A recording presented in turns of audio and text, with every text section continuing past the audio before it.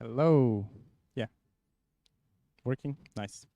All right. I think we're about to start. So, tere, everyone. Hello. It's my pleasure to welcome you in second post-COVID Prague Pipedrive Prague event.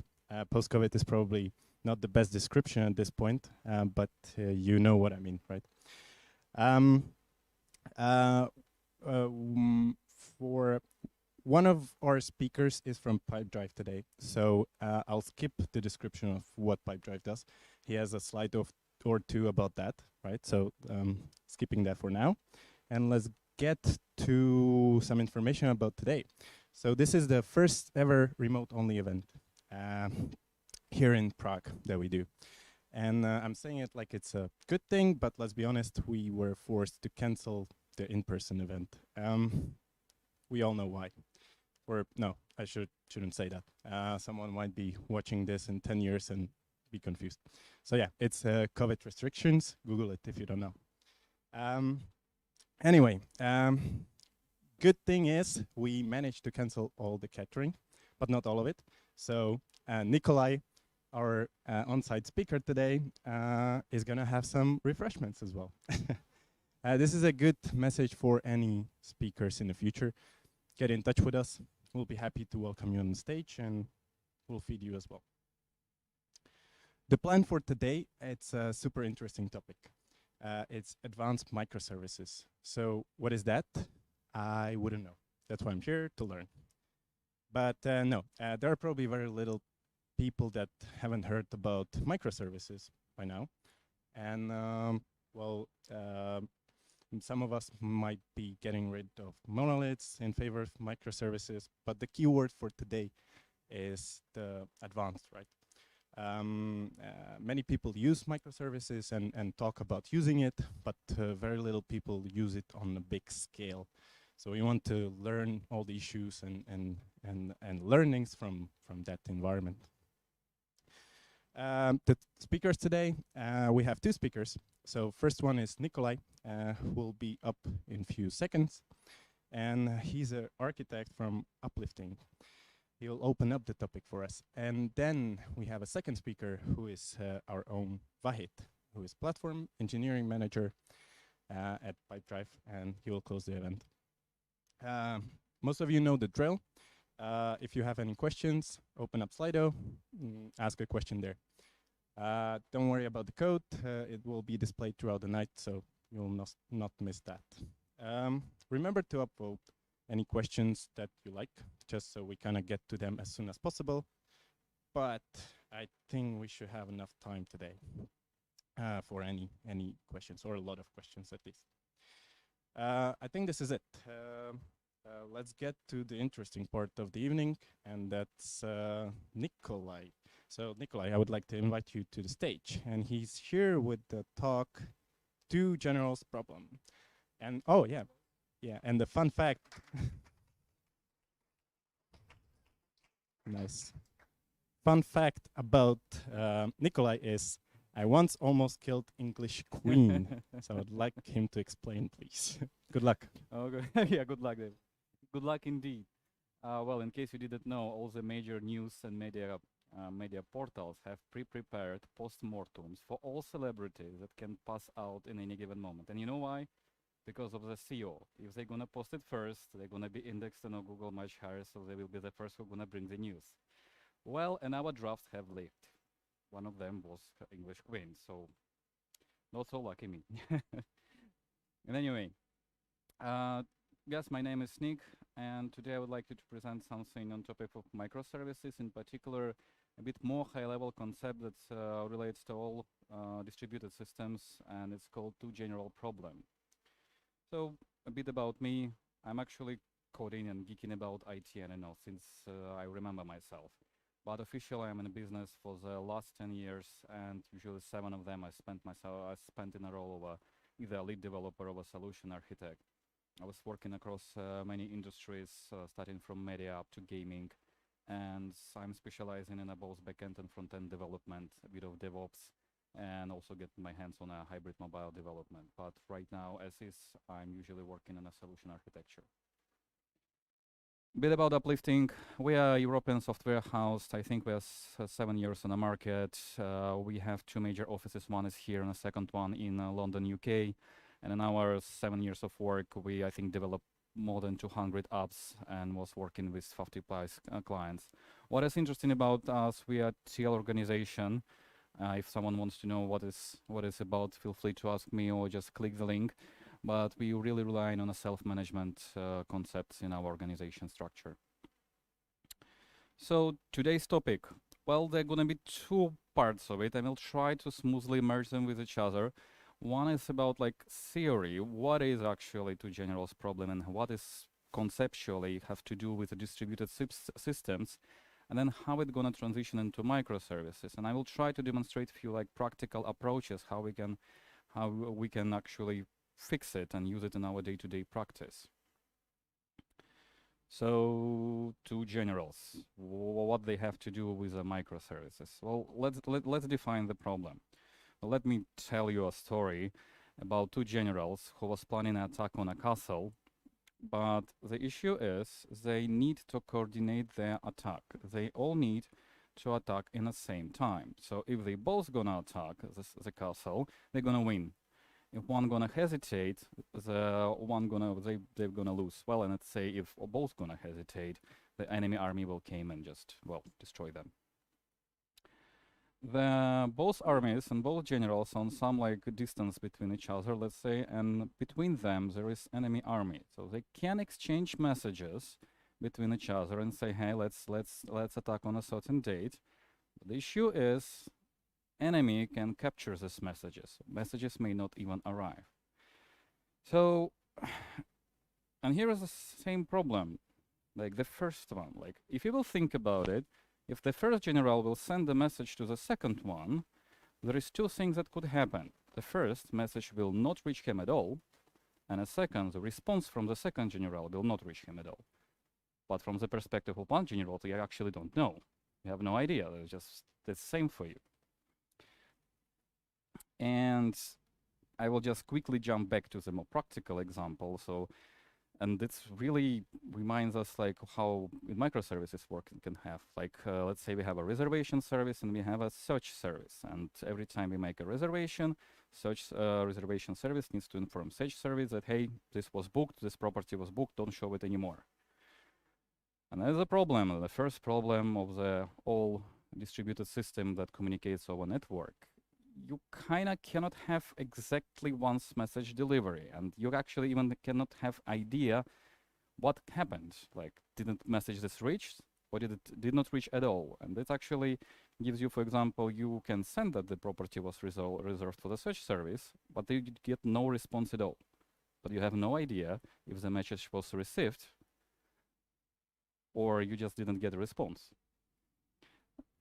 So, getting back to theory in our fancy castles, what could be a potential solution?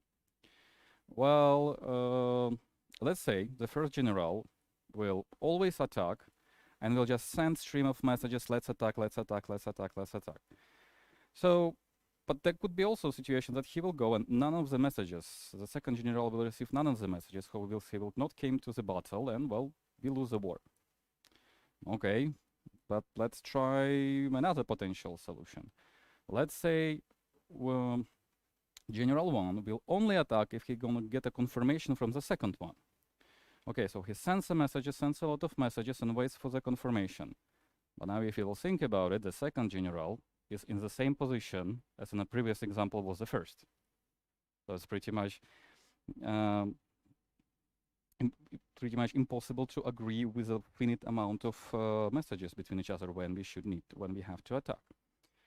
And there is a second hydra of like distributed system. Between two nodes, you have no guarantees and you have like cannot know with certainty the state of another node. You just don't have the common knowledge that, for example, exists in a classical, let's say, monolithic architectures when you have like all state in a database. The thing is, the solution over two generals, this looks really simple, but it's not solvable, like at all. This was mathematically proven, and the consequences of this mathematical proof is really famous CAP theorem. So for those who don't know, the CIP or CAP theorem pretty much states that in all distributed systems there is three properties: consistency, availability, and partition tolerance. Sounds really fancy, but actually it's really simple. So you can, in a consistency, that pretty much is a guarantee that you could everyone who participates in a communication see all the time the same data. On availability, everyone can write and read the same data at the same given point of time. And partitional tolerance, meaning that even the network gonna break, we don't have any desynchronization, for example, as in case of classical RDBMS solutions when we have sharding. And the tricky part is, and it's actually exactly as a general problem, you can only select two out of this. So in a classical world, let's say RDBMS systems, they are coming to the C and A side of the triangle, meaning they, as you can imagine from the real relationship database, everyone can read the same data, everyone can write, but they are kind of hard really to shard and to scale horizontally because they are really sensitive to network partitioning. They could be just partitioned out of sync in case the network is breaking. On the other side of a triangle, we have, let's say, Redis. It's really resistant to network partitional, but when you write into the Redis, only one participant can write all the time, like not all the nodes that participate in communication. Well, and a partitional tolerance, we have, let's say, an availability PA, we have a classical Cassandra. Yes, it's resistant. Yes, everyone can write, but you have no guarantee that you're gonna read the same state at the same time, all the nodes gonna same time.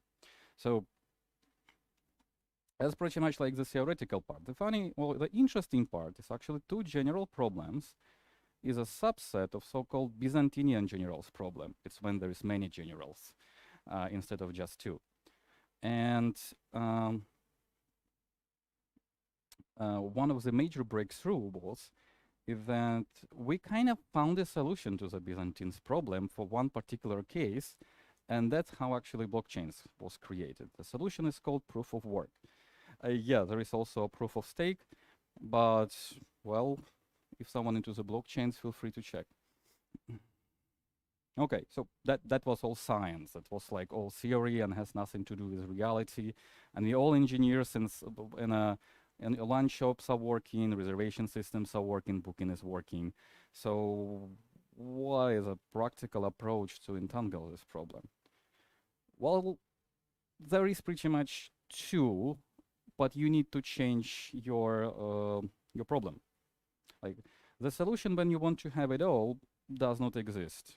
You need to simplify your problem to be able to find a solution. And there is two simplification basically that we can make to initial problem. First, we don't care if the message gonna be received in the first place. Then that's usually called fire and forget. And a second one, we don't care when the message gonna be delivered. And that's actually what exactly called eventually consistency. So a few terms, I know there will be a few really nasty terms that I mispronounce all the time in my normal communication. So when we don't care if the message will gonna be delivered, that usually calls at most once delivery. Meaning that when sending a message from a sender to receiver, there is no guarantee the message gonna be even received. And I think we're using it all the time, every one of us who at least once was working with a front end. That's pretty much at least once delivery. You just send it there and, well, it may be received in something, user just gonna refresh it and send it again. Everything is fine. Another alternative approach could be in a level of microservices, is that you have, let's say, reward service and you have a notification service. You do care that the user will get the reward, but you kind of don't care if the notification will come to his mobile phone or not at all. So that could be actually utilization on this level. That case is not particularly interesting. It is more interesting, and one I think the majority right now solutions are spinning around in microservices world, is called at least once delivery. So we know that the message gonna be received by the sender at least once. I know it's a bit of a recursive definition, but I think it should be understandable. And this is actually where the eventually consistency comes into place. But let's say that's a practical thing that I was solving just like few weeks ago. We have our IDP STS solution, or let's say just a user database, a user service. And we have a user history service. And every time we get some update, we need to log this update into our LK, just to have a log of all the changes that we have with the user. Well, what we can use? Well, we can use fire and forget is kind of not working here because we definitely need to have them. So we're just gonna spam them. Yeah, we're gonna send them all the time. Well, more practical approach, we're just gonna use messaging. We're just gonna use Kafka because that's actually how it can help us to not just overuse simple HTTP calls. But here's the problem. Like your service can be dead at any point when you're doing this such communication. Kafka can be potentially dead. Your database can be dead at any given point of time. And what is actually even more dangerous, and some people are not realizing, there is network between Kafka and your service.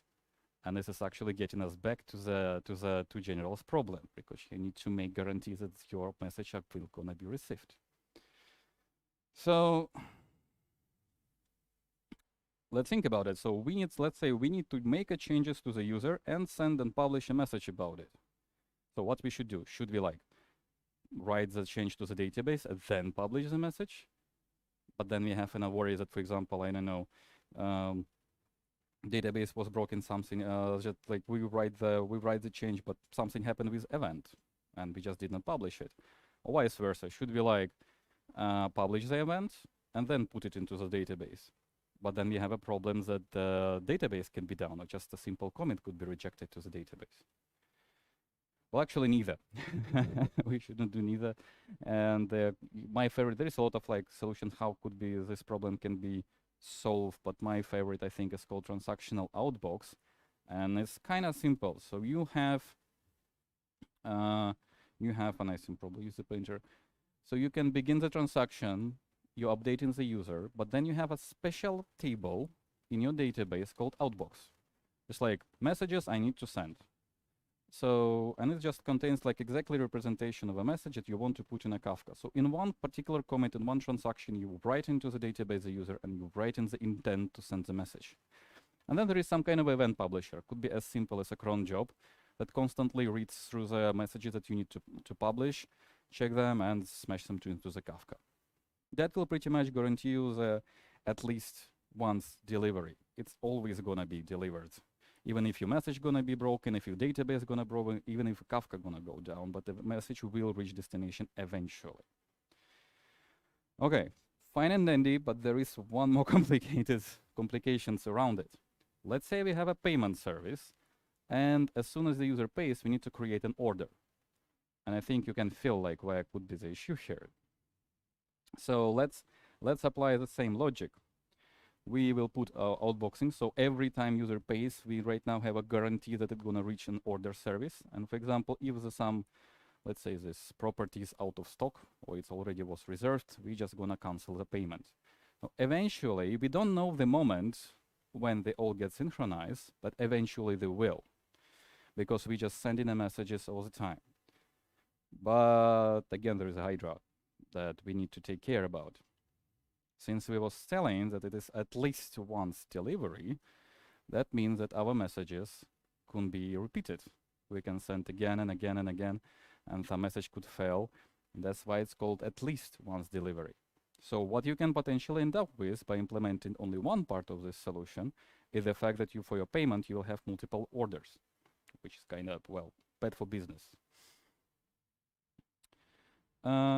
Solution is kind of simplistic. We need to track our messages.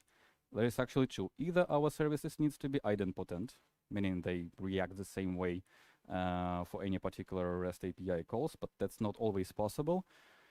Another way is just track the ID of messages. You have unique ID for every message that you send, or for example, a hash of this message, and then you have a table on opposite hand who have like monitors that this hash was already received, or is this unique ID was already received by me or not, and just discard the message.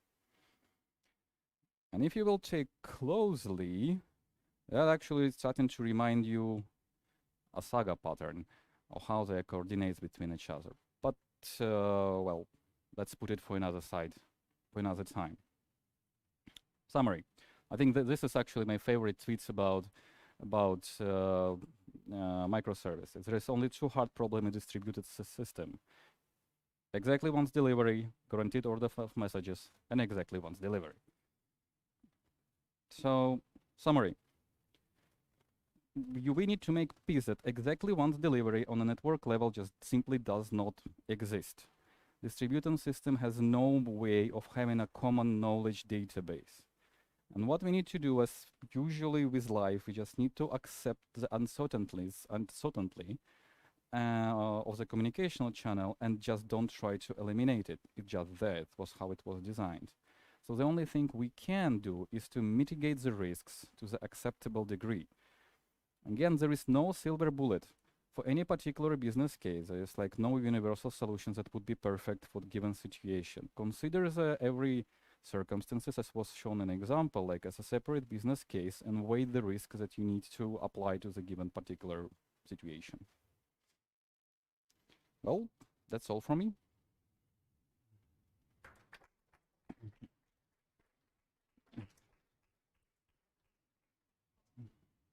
Nice.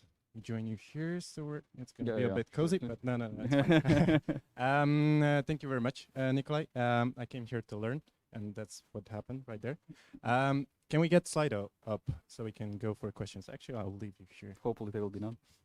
If there are any questions. Let's give people a second or two to process your presentation first. I think we have plenty of time anyway, so.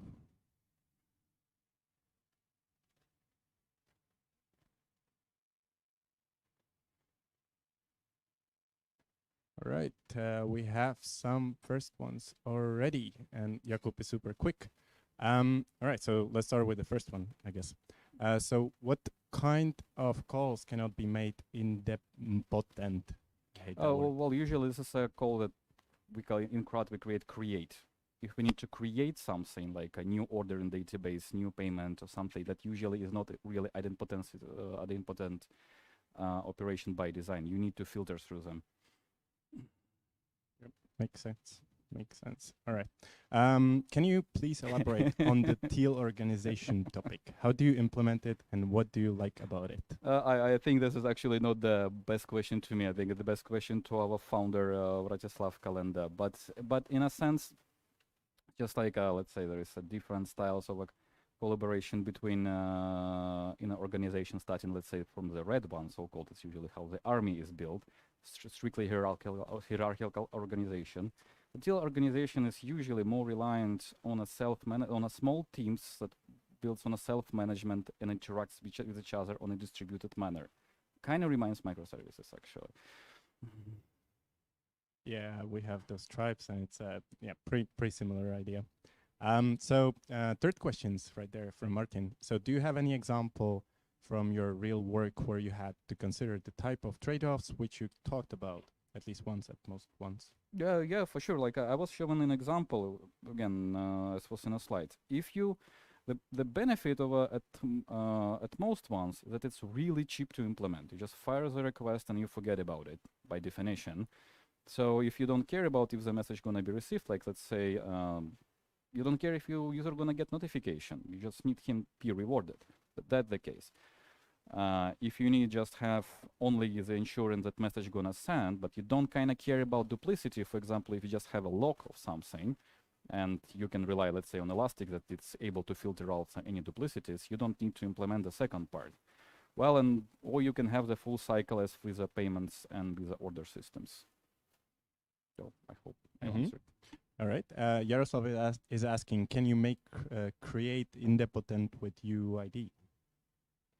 I don't think I understood the question, but like if you mean like if like UID can be used to ensure that messages are gotten rejected or like correctly processed if they are duplicated. That's like yeah, you can like you can use like that should be really unique. It just should be unique identifier of this particular message. It could be OID, it could be a hash. Well, I would not recommend to use a sequence number. So yeah, feel free. Okay, and Tomasz is asking, how many microservices do you run at Uplifting, and how do you orchestrate them? Well, it's actually, since we are a software studio, we work with a lot of partners, and different partners has like a different amounts of complexity, let's say, of the infrastructure. We're starting like just from a few microservices up to like I don't know, few dozens, maybe tens. Orchestration. I usually, if you mean in terms of orchestration of the transactions, we usually do rely on Saga. If in terms of orchestration of this particular like subset of microservices, I'm, to be honest, not here to answer exactly how it's gonna be working on another project.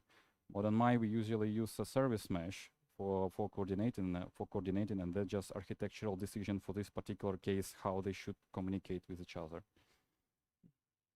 Yes.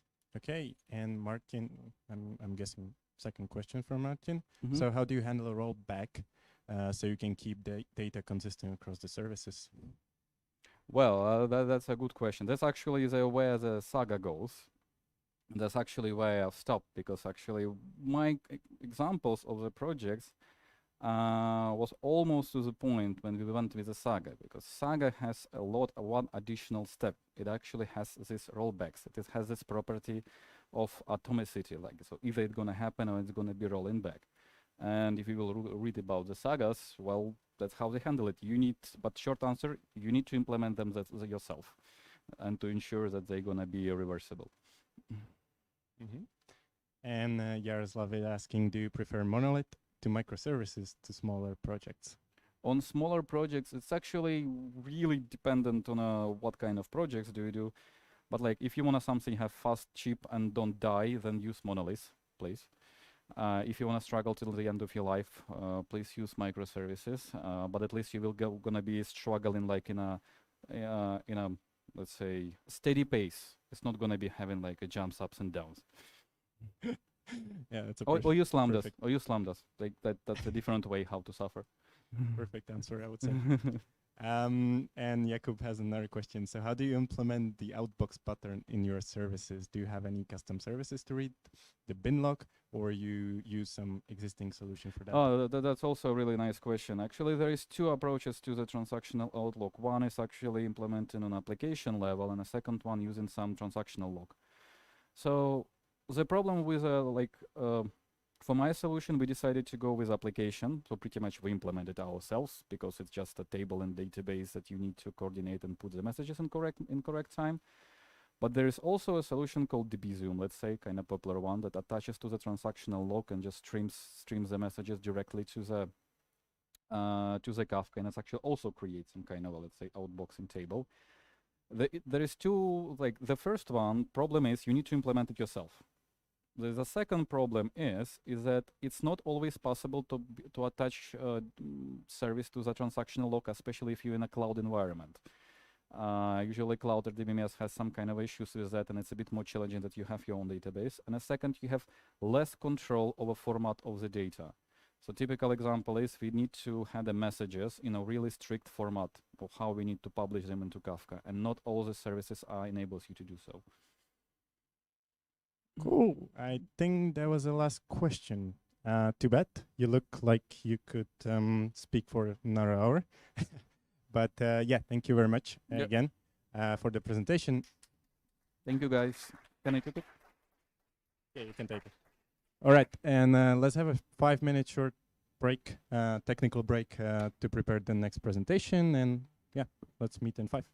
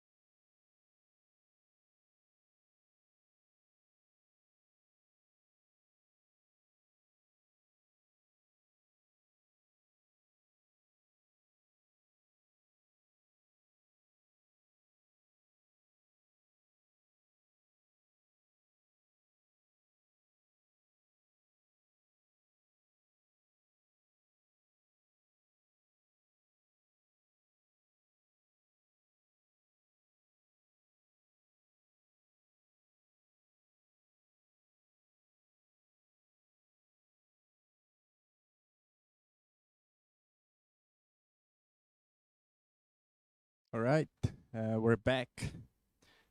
Let's give people a few seconds to come back from the kitchen and, grabbing a beer and stuff like that. But yeah, as promised, let's go to the second talk that we have today. It's by Vahid, our own Vahid, who is a platform engineering manager in Tallinn. And the name of the talk is a pun on its own, actually. It reminds me of a thing that my ex told me some time ago, but it was in a bit different context. But the name is, it's not you, it's Microservices. And that's great. A fun fact about Vahid is I once disconnected 100,000 users from internet for 30 minutes by restarting a server. It's funny because nobody realized it was me. I really like how everyone tends to bring up their biggest fuck-ups when they're asked about fun facts. But yeah, Vahid, the stage, not stage, but yeah, go on and good luck. And you're muted.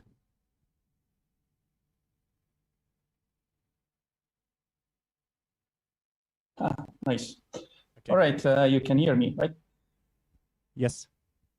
Cool. So anyway, in my defense, I had lost proper information about that situation. So the only thing I could do was restart. So here we are. Start the presentation. So anyway, let's get going. So yeah, hi, my name is Vahid. Right now I'm here in our Tallinn office, and I was actually looking forward in being in our Prague office, but for whatever reason it didn't happen. So for the next few weeks, I'm gonna randomly blame some people, just saying. Anyhow, what are we going to talk about? This talk is about just giving you some information about some experiments, let's say, that we are doing in regards to managing our microservice architecture and the whole operation around it, and how we are looking toward being more efficient and productive when it comes to our kind of large microservice architecture. So we will start with a simple overview of the microservices, just to get on the same page about what microservices address and what other things they make actually harder. Then we will jump into a seemingly irrelevant topic, and we will talk about how we as a human think what's human cognition and what is linear thinking. Then we will jump back into microservices, and we will try to look at the general problems with the microservices. This will be mostly about non-technical problems because, well, there are enough resources, and well, Nick talked about one of the difficulties when it comes to microservices anyway. And then we will jump into our kind of approach. It's not a new approach in that sense, but so far it seems to be providing value to us. So let's get going. About Pipedrive. So Pipedrive CRM, as you can see it right now, was actually founded back in 2010. By now, we support around 16 different languages and multiple currencies, and this kind of support that we need to provide. We cover around 150 countries. Right now, we have over 95,000 customers. We have grown, especially in the past few years, and right now we have around plus 900 employees. They are distributed in 9 offices, and we have presence, official presence in 7 countries. About the engineering part of the Pipedrive, we have about 400 engineers, and by that I mean the actual software developers and any other engineer that is here to support them or take care of part of the whole system. We use three main programming languages, Go, PHP, and TypeScript / JavaScript. We have a multi kind of data center architecture and deployment model, and we have 5 separate logical regions built on top of those data centers. Pipedrive started with a monolithic architecture, and by 2015, Pipedrive engineering was quite serious about adapting microservices architecture. And actually, I think by that time, we already have started doing microservices. Right now, we have about 500 different microservices that actually provide the CRM service, the Pipedrive SaaS, as our customers are using it. And in addition to that, we have around 100 different internal tools and services that we had to create to support this whole system and help us to maintain it and extend it. So this is a graph of the pull requests from our GitHub organization.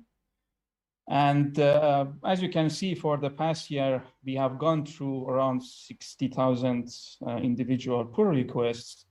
And out of those, around 45 or 46,000 are actually merged into our code bases. By now, we actually maintained up to, well, actually over 1,000 different repositories. And on daily basis, well, actually depending on which week of which day of week we are talking about, we have up to 80 or even more deployments.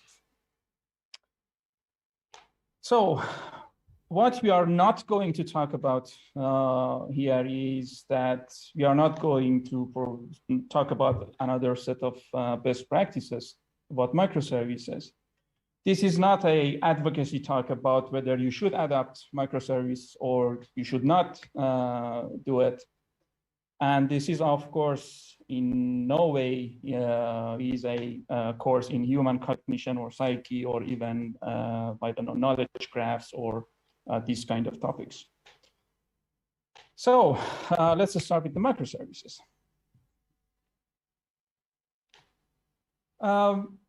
The notion of microservices, the simple fact that you can split your kind of business requirement into smaller pieces and deal with them, is actually geared toward a speed of delivery. The whole idea is that you want to move to market as fast as possible. Probably the most logical way to do it is that to provide this kind of parallel development processes that different teams kind of independently can focus on one business area and deliver value to the customer as independently as possible.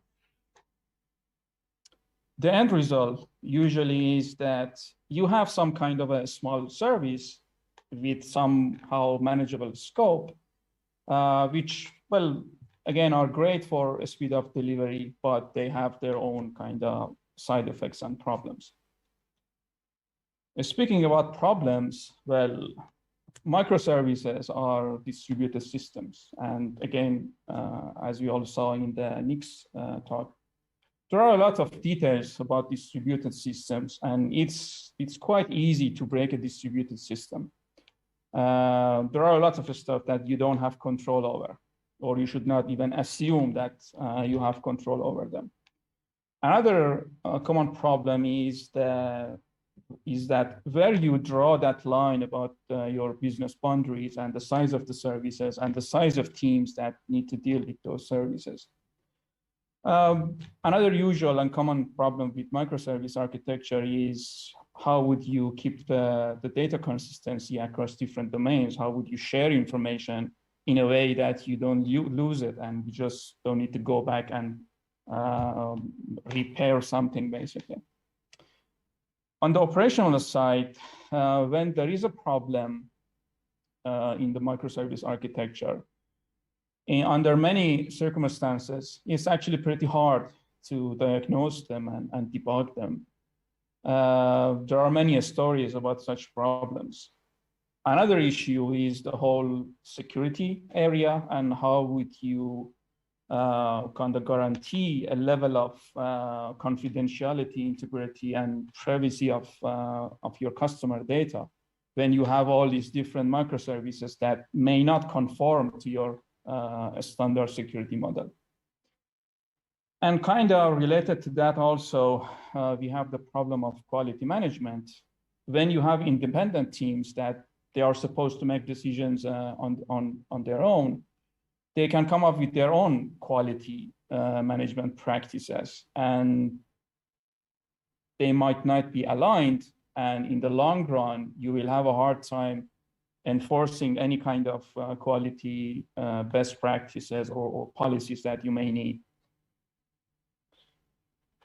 So let's leave microservices alone for a bit and think about how we think actually as humans. There are two main kind of subtopics here for our purposes. One is called human cognition, anything related to how we perceive our environment, how we react to it, how we process it, and how we store information in our brain, and how we can access that information and make decisions based on them. They are all related to your cognitive abilities. Kind of related to that is the whole notion of thinking and how we think about anything, be it learning, be it solving something, coming up with solution and whatnot. Especially us as engineers, we tend to be linear thinkers. What it means is that to do something, we need to understand the different components of the problem one by one. And if we get stuck on one of them, we cannot move forward until we find a solution or we understand that component fully. Basically, this is the picture. As a linear thinker, you want to provide some kind of a solution, I don't know, fix a problem or whatever. What you do is that you start from some place, you understand what's going on, you start getting the full context about the problem you are trying to solve, but you need to do it step by step. This is the same process that happens with scientific research also. This is not to say that linear thinking is bad by itself, but we need to be aware how we think about different stuff and how we can actually improve this process. And of course, the alternative to linear thinking is lateral thinking. If you think you are a lateral thinker, good for you, but well, again, there is no preference. Coming back to the cognitive abilities, there is this theory out there called cognitive load theory. And this is a way of explaining how our short-term and long-term memory actually behave internally and how they affect our ability to get information and process them and preserve what's relevant for us and for the situation that we are in. This is important to know that when it comes to humans, we have limitations, especially to our this so-called working memory. It is said that at any given time, up to 20 seconds, we can only hold up to 5 items in our working memory. So it's pretty limited.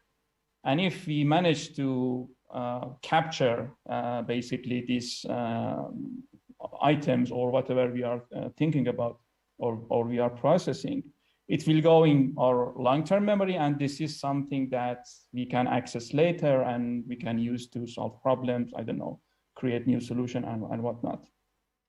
There are many things that will affect this process, but cognitive load theory provides 3 distinct categories for this kind of issues or problems. And these are intrinsic cognitive load, extraneous cognitive load, and germane cognitive load. We will talk about them.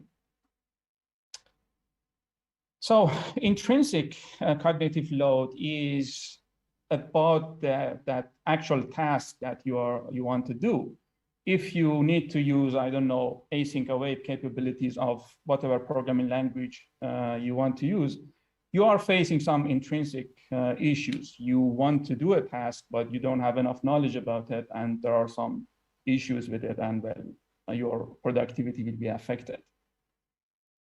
With extraneous cognitive load, we are talking mostly about external factors here. When it comes to software development, you can think of it as anything that is not directly relevant to what you are doing. One prime example is the whole development flow in your organization or your software development lifecycle, and all the pitfalls and issues and problems that you may face as a developer to do your actual job. And then there is the third one, the germane type of cognitive load. And this is actually considered a positive load, as in a load that benefits you when you change into a different environment and you can apply the same thinking process to the new environment, and you can actually be more productive there. One good example which relates to the whole microservice architecture also is that when you learn to about the different ways that you can make a call to a separate service and, I don't know, accomplish a task or whatever, you can apply the same knowledge probably to different services and, I don't know, with different tweaks and do what you need to do. For these different cognitive loads, there are specific recommendations. Of course, the first two are considered bad cognitive load, and the whole strategy around them is that let's try and minimize them. The third one is actually, again, has a good effect on us, and the strategy is that let's try and maximize them. To get a better understanding, maybe let's look at the process of going from a novice to an expert in whatever field you are concerned about, be it microservices, learning a specific programming language, or, I don't know, robbing a bank. So you start as a novice. In that stage, you are faced with a lot of noise, let's say, about different tasks that you need to learn, different competencies that you need to acquire. And it is important that to know that not always you have guidance or helping hand to, I don't know, guide you through this process. But then at some point, somebody comes along and shows you some pointers and tells you what you need to do. That helps. And you do some experiments, you learn some stuff, and you get this kind of long-term memory about how different stuff work and how different things are related to each other. And slowly you move to the expert level. When you are in expert level and you are faced with kind of a similar problem, it doesn't matter if there are noise present in that environment or not. You know exactly what needs to be done because you have prior knowledge. You know how different components of the problem you are trying to solve are connected to each other, and well, you can be more productive. Okay, enough with the human cognition theory. Let's move forward and let's come back to the microservice kind of architecture and think of it from the human perspective. So the whole idea, again, with the microservice architecture, we could argue that revolves around concept of ownership. And what ownership is your ability to, I don't know, measure, plan, and act about what you need to do as independently and efficiently as possible. You want to add a feature, you need to fix a problem, you need to extend into a, I don't know, new market or whatever. you need to be able to do it, to do that as efficiently and independently as possible. And of course, along the way, it would be great that at some point you would be able to transfer this ownership to another team or somebody else when needed. And actually, it happens quite often in the microservices. But there are all these different ways that this ownership will be affected. Be it as a part of day-to-day operation, or even if you have these grand plans to make changes to your architecture or anything that you are responsible for, there are all these external factors that affect your ownership. So let's talk about that problem. So you start with this model. You are officially owner of a service, and well, most of the time it's actually more than one service.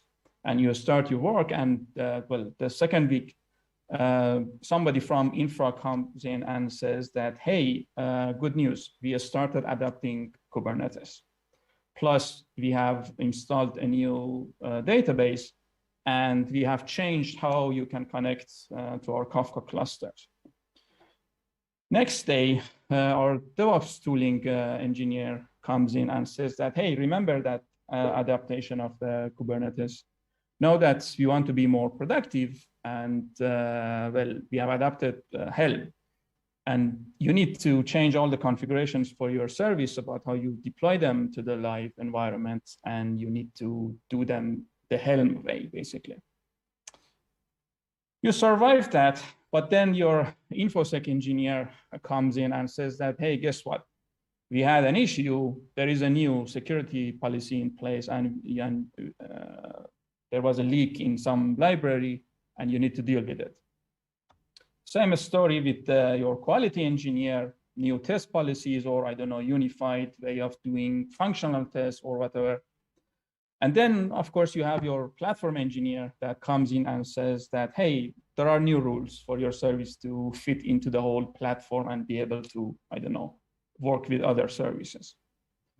The end result is that you have all this extra load which are not directly relevant to what you are trying to achieve, as in deliver value to your end user, but you need to deal with them anyway.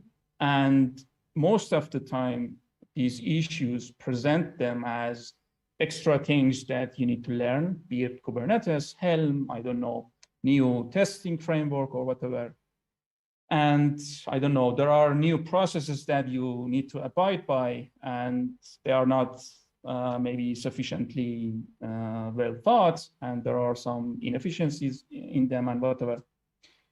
And well, of course, then there are some hidden corners that you cannot navigate on your own. I don't know, something is happening inside your Kubernetes cluster, and you need help from your infra engineer, and you need to wait on them to come and check something for you, and well, you can then do something about the issue. So let's try and manage this extra cognitive load. And I think this whole story repeats in every company that adopts microservice architecture. And as you become bigger and your whole, the size of your microservices goes beyond a certain limit, these problems actually show up a lot more. Well, there is actually one kind of, let's say, traditional way of dealing with this kind of cognitive load, and most of us are already familiar with it.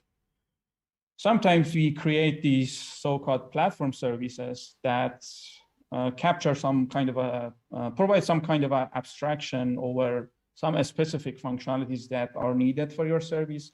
And anyway, your service will be dependent on them. Whether they are good or bad, that's a separate discussion. With the same model, you would also have probably different libraries, frameworks, sidecars, whatever might make sense for your environment. And then also you have these different DevOps processes which are supported by different other teams, but you need to go through them. There is no way around them.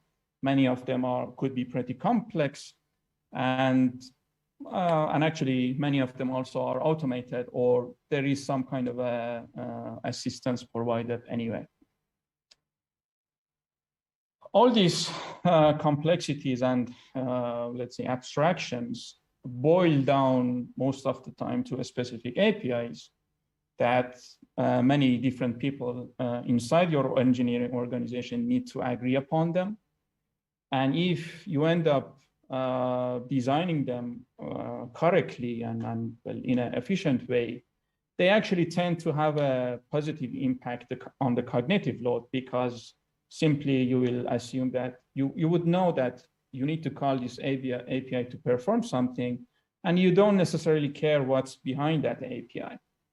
But also the risk here that there could be an API that, I don't know, you need to set everything. There is no defaults for many parameters there, and you need to understand what's the impact of every single of those parameters. And this also helps with the whole linear thinking process, because you can, it will be simpler for you as an engineer to see that this chain of dependencies, as in that, hey, my service needs to do that.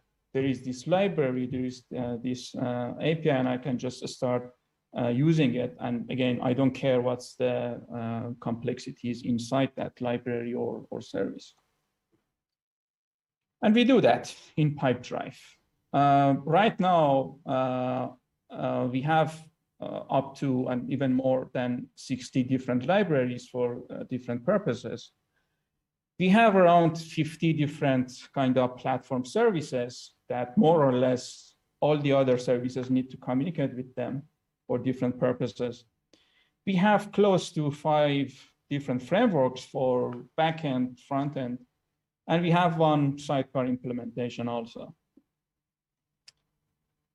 But there is also another approach in addition to the traditional way or the common way of approaching these issues. And this comes down to making information, or let's say relevant information, more accessible to the service owners, and make this process more efficient in that regard. The whole idea is that let's try and provide a useful overview of the system, the entire system. And this is kind of the story of what we are doing right now. So the whole idea revolves around, let's collect different pieces of information from different sources. These sources are different components and subsystems inside your microservice architecture. For example, as you can see in Pipedrive, we are using different, I don't know, systems and services for provided by different teams, managed by different teams, but as an engineer, you need to deal with them at some point. The whole idea is that let's try and get useful information out of them, link those kind of separate information together, and provide this knowledge, let's say, about every single service. To do that, getting the information out of those sources is kind of relatively easy. There are already many different tools to do that. And of course, developing our own tool also is not that problematic. But moving up and moving from basic data to the information and even to the knowledge level could be pretty problematic, and it takes a lot of effort to do that. And you need to be careful about where you spent your effort, basically.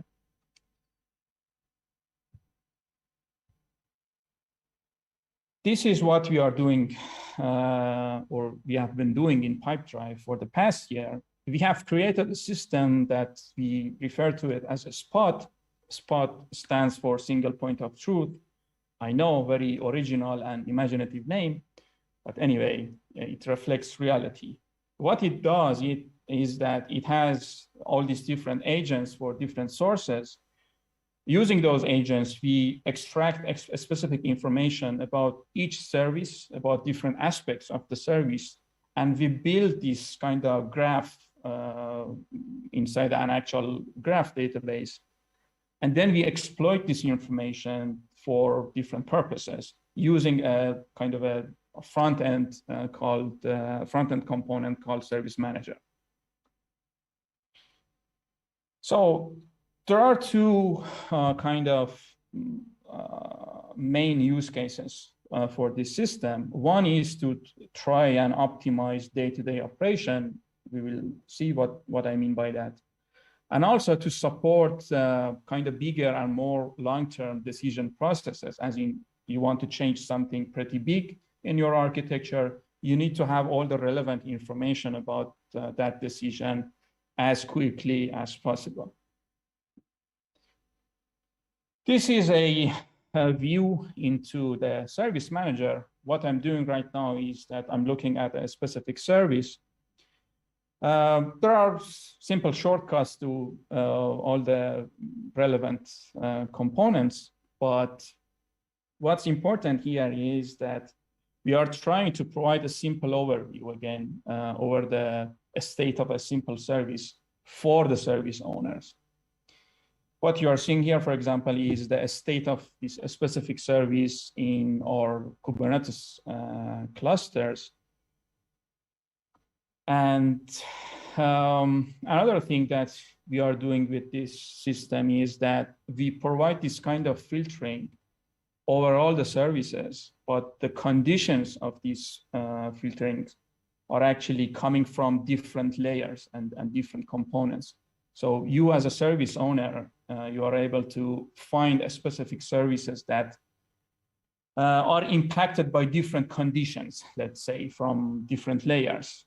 The idea behind this kind of filtering is that to kind of minimize that extraneous load, because otherwise to get to that information, you need to, I don't know, start from GitHub, get a list, go to the Kubernetes, check something, filter that list by hand, go back to another component, get some extra information, again, filter that list, and then finally, after a few rounds of filtering, you get to what you needed. Using this system, that information could be accessed literally by, I don't know, 4 or 5 clicks.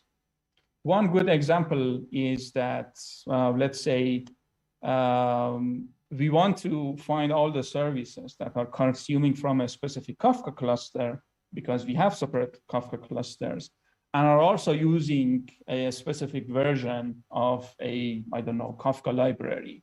Why? Because maybe there was a problem and we released a new version and we need to fix all those services.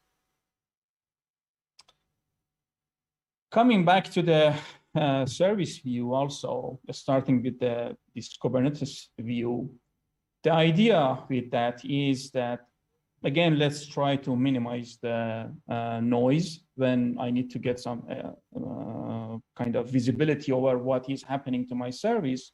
One common use case is that I know that I have some unhealthy instances or pods for my service, but a big question is that since we are using a multi-cluster kind of architecture, is that failure isolated to a specific cluster, or maybe it's all over the place? Because then it changes the whole equation, and you maybe, I don't know, there is an infrastructural issue in one specific cluster and not a problem coming from your service. So what this view does for us is that it minimizes the intrinsic load, the simple task that you want to get this overview of your service, because otherwise you had to do some extra things. It minimizes that extraneous load, because again, you don't need to deal with those extra components, and you are just focusing on what you need to do and what you need to get out of your service. And it also maximizes germane load. And what I mean by that is that if you compare this view to your normal Kubernetes dashboard, let's say, and let's say you don't have any kind of prior knowledge about Kubernetes, this simple fact that, hey, when it comes to Kubernetes and having different clusters, when we deploy your service, we have this concept of deployment. Out of it comes this replica set object, and your actual service instances are connected to those replica sets. This already gives you some kind of a mental model about what you would expect in Kubernetes without having any prior training, maybe. To make it more clear, to do the same task, just simply seeing the state of your service, you might, if we don't provide this view, you have to go through all these different components. We have Jenkins, we have 3 different Kubernetes clusters, and we have console, and we have, I don't know, a few other components that are relevant to this topic. And you as a service owner then need to go through all of them to get this overview. But we provide this overview, again, by just a few clicks, and you are there.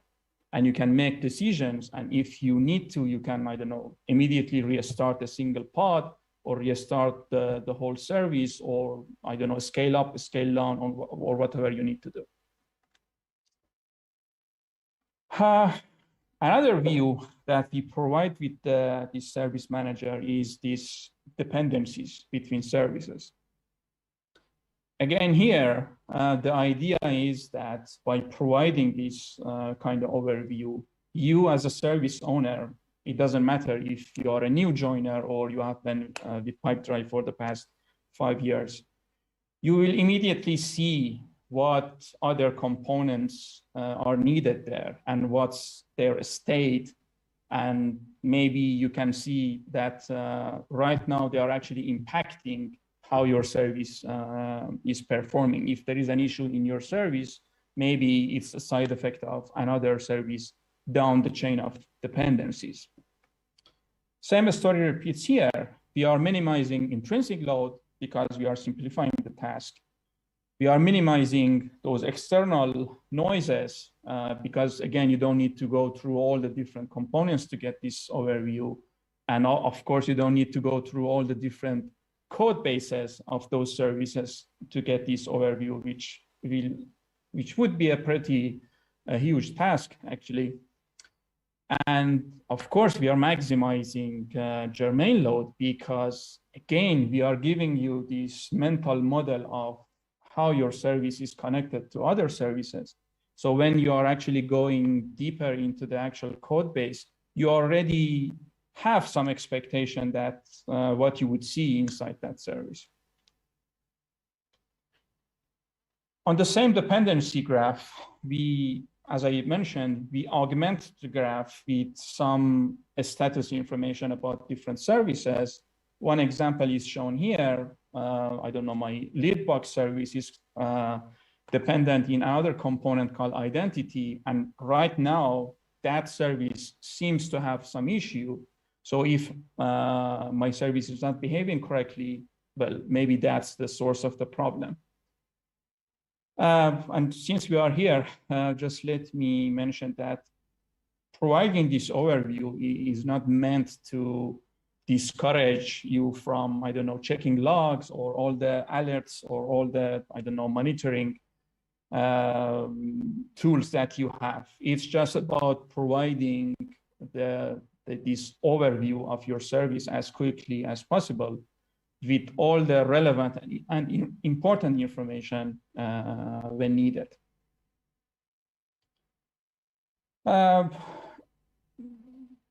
Talking about the same kind of service dependencies, we also have this concept of deployment groups. What I'm looking at right now is a deployment group of one specific area. In the middle, we have this cluster of services that are part of that deployment group and all the other services that are required for this group to function. And what you might be able to see, I'm not sure how visible it is in your screen, one of those components is in the failed state, and you will immediately see what other components might be impacted by this failure. Yep, this is a much better view. Another kind of view that we are providing is that we are using this service manager as a leverage, let's say, in a positive way. And one initiative right now is this whole notion of quality index. And the idea is that using this service manager, we can set some baseline expectation about, in this instance, quality.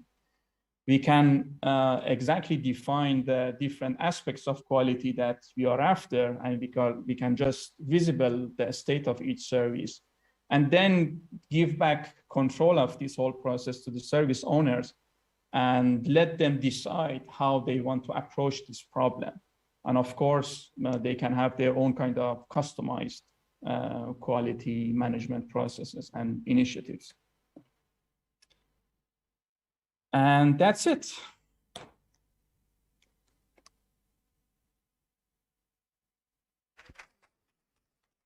All right.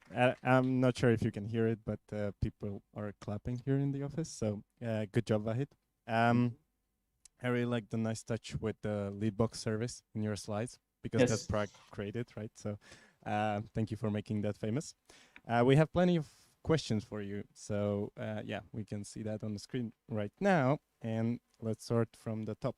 So yeah, Martin is asking, wow, you nicely described the complexity brought up by microservices. It begs the question, aren't we overdoing it? Is it really worth splitting the apps into 100 pieces if it makes our lives so difficult? Well, that's actually a very good question. And I think everybody that has adapted microservice architecture has asked the same question from themselves. And I think, yes, and actually, again, it's a challenge. What's the correct size of the microservice? How many microservices are enough for your purposes? And to be honest, I don't think there is any straight answer for it. And all this stuff, and especially this whole approach with consolidating information also, is actually are there to kind of make it a bit easier to make these kind of big decisions, because again, you will have this overview, you will see all these complexities. And well, actually, one other thing that we highlight using this service manager is, for example, the circular dependencies between services, which I guess everybody agrees that is a pretty bad thing. But again, it happens all the time. And at some point you decide that I'm going to live with it and I'm not going to touch these circular dependencies. So again, I guess it comes down to your requirements and I don't know where your business is heading and how much resource and money your engineering organization wants to spend in supporting microservices.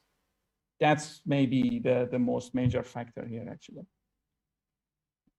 Nice. So we can summarize with like, it depends. Yes. Okay. Next question is from Jakub, and it's, are you going to open source any of that tooling? Well, that's an interesting question.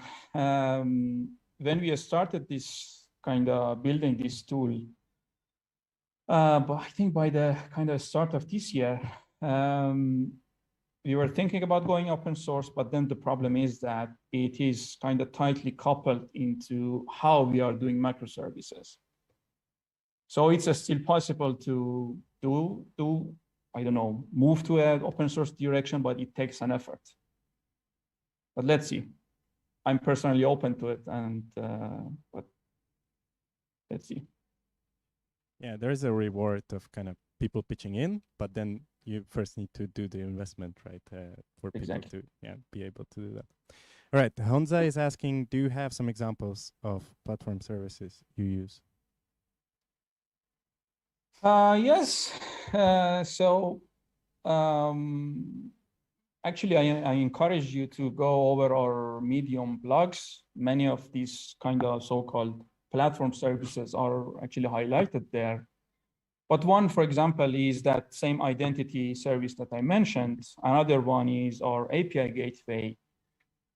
Another one is a microservice that is only responsible about finding the actual location of our tenants for our customers, because, well, at the storage layer, we distribute all the different, all the tenants in different servers and whatnot. So we need a dynamic way to find them also. Is that enough, or should I continue? I don't know if it's enough for Hansa, but maybe he can post another question if it's not. So actually, our team, the core plus storage team, are mostly responsible for those so-called platform services mostly. So we have quite a few of them. Mm-hmm. I think it was 15 or something in the presentation.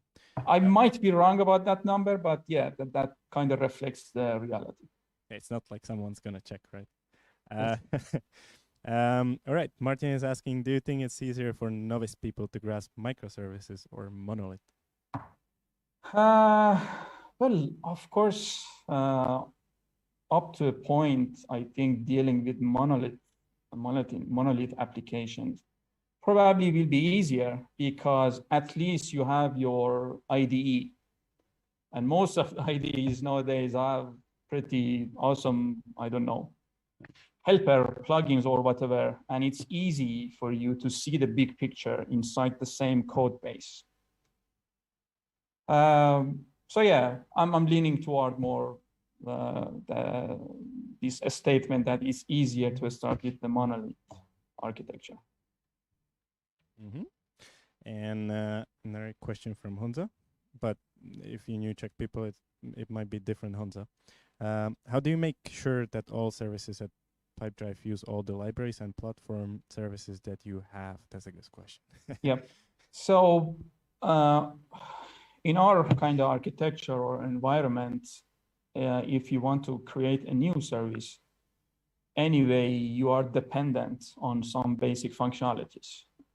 Some of those functionalities are provided as libraries.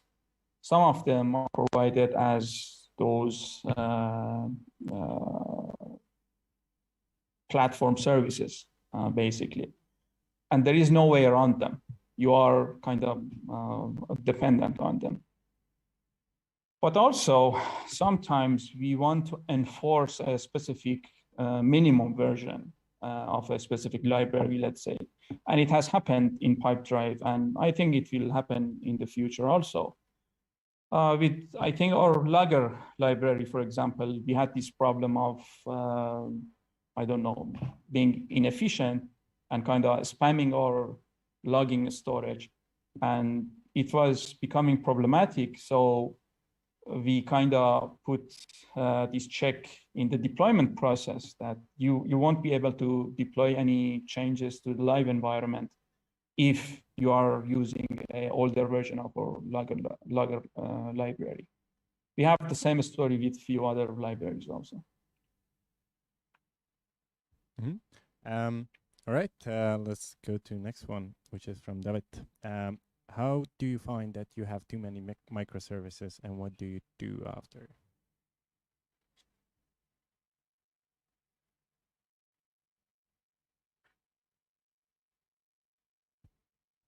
Are you thinking, or you didn't hear me?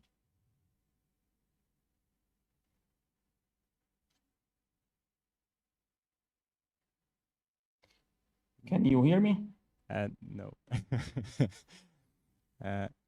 Vahid? Yeah, I think we have a bit of technical issues here. We're gonna solve that in a few seconds, I believe.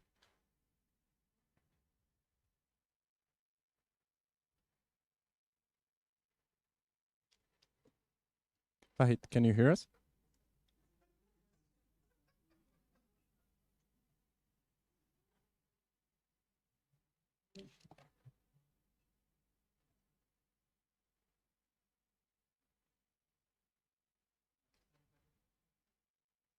All right. Vahid, once more, can you hear us? I feel like I'm talking to a ghost or something. Can you hear us, Vahid?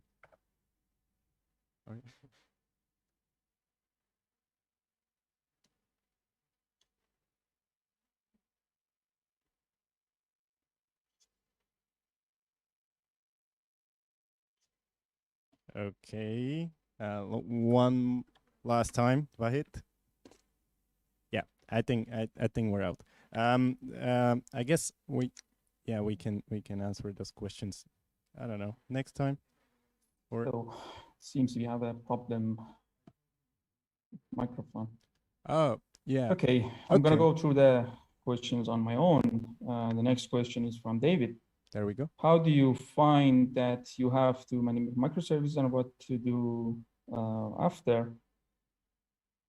Did we talk about that? I guess.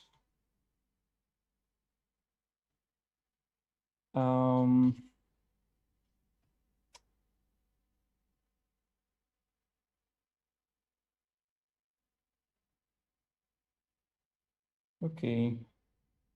Second.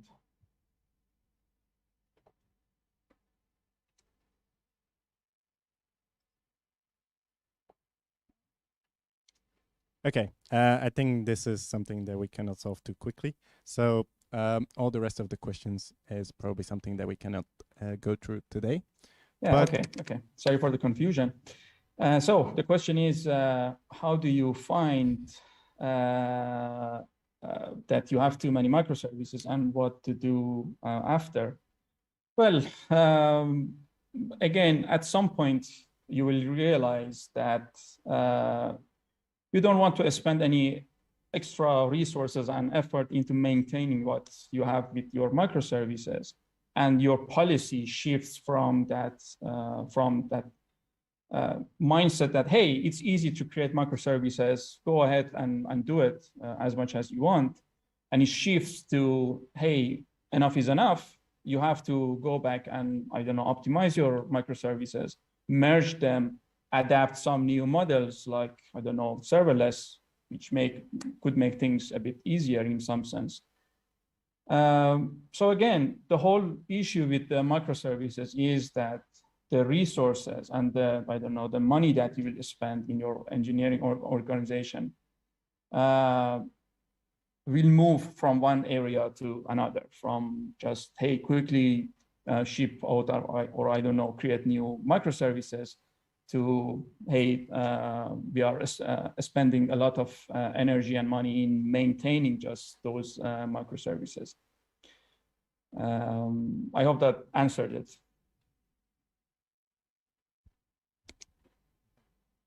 All right.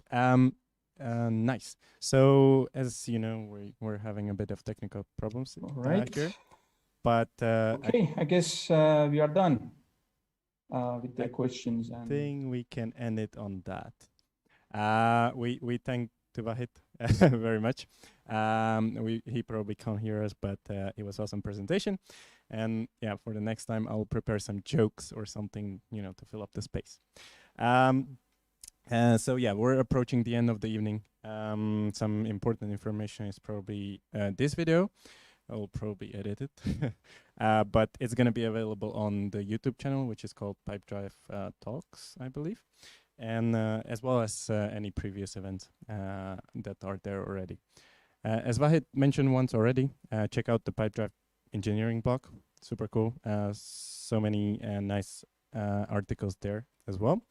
And yeah, as you know, we are doing these events, I don't know, monthly or something like that. We don't have the date for next event or the topic. It might be something product-based. It might be something design-based kind of topics. We'll see about that. Watch out for the announcements. But other than that, thank you all for joining. And yeah, see you next time. That was fun.